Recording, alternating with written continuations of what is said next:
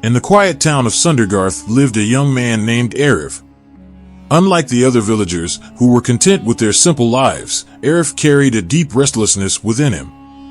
He dreamed of greatness, of achieving something beyond the ordinary, but no matter how hard he tried, success always seemed out of reach. From an early age, Arif had tried his hand at many things. He worked in the fields, hoping to become a prosperous farmer, but his crops withered due to unpredictable rains. He attempted trading, buying goods from neighboring towns and selling them in Sundergarth, but his business failed as he lacked negotiation skills. He even learned the art of pottery, yet his hands never molded the clay with the perfection of the masters. Each failure chipped away at his confidence, and doubt started to cloud his mind. One evening, as he sat alone by the river, tossing stones into the water, he overheard a group of travelers speaking in hushed, reverent tones.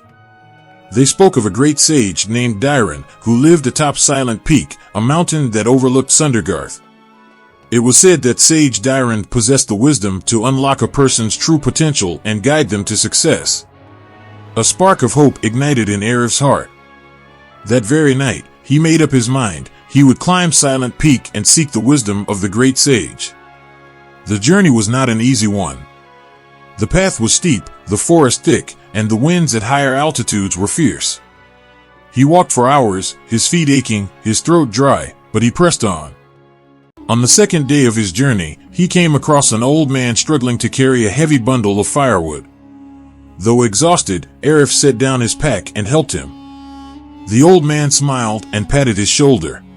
"You have a kind heart," he said. "Remember, kindness will take you further than strength alone."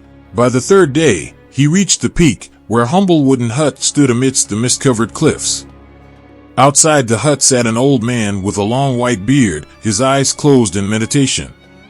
As Arif approached, the sage slowly opened his eyes, as if he had been expecting him. "You have come a long way," Sage Dairon said in a calm, deep voice. "What is it that you seek?" Arif fell to his knees. "Master, I have tried everything, yet I fail at everything. I work hard, but success eludes me.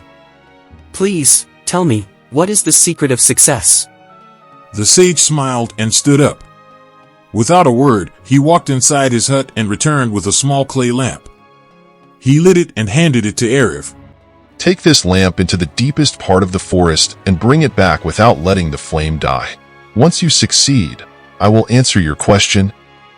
Though confused, Arif obeyed. He held the lamp carefully and stepped into the thick forest. At first, the task seemed simple. He shielded the flame with his hands and walked cautiously. But as he ventured deeper, the wind grew stronger and the path became rougher. A sudden gust nearly blew out the flame, and in his panic, he stumbled over a root. The flame flickered and died. Frustrated, he rushed back to the sage and admitted his failure. Sage Dairon simply relit the lamp and handed it back to him. "Go again," he said. "This time, focus only on protecting the flame, nothing else." Determined, Arif set off once more. This time, he ignored the rustling of the trees, the distant howls of animals, and even the discomfort in his legs. His only concern was the flame. Every step he took, every breath he exhaled, was measured to ensure the lamp remained alight. Hours passed, but he did not allow himself to be distracted. When he finally returned, the flame still burned bright. Sage Dairon smiled. "Now, tell me, what did you learn?" Arif thought for a moment. "The first time, I kept getting distracted by the obstacles around me, and I lost the flame. The second time, I focused only on protecting it, and I succeeded." The sage nodded. "That is the secret of success. Your goals are like this flame. If you let distractions, fears, and doubts consume you, you will fail. But if you focus completely on your goal, ignoring the noise around you, success will come." Arif's eyes widened with understanding. He realized that he had been chasing success while allowing himself to be overwhelmed by failure, comparison, and self-doubt. But true success required unwavering focus and determination. With this wisdom, he descended the mountain and returned to Sundergarth. From that day on, he devoted himself to his dream with renewed clarity. He worked harder, but more importantly, he worked with focus. He no longer feared failure. Instead, he treated each setback as a lesson. Over the years, he became one of the most respected figures in the land, not just for his achievements, but for his wisdom,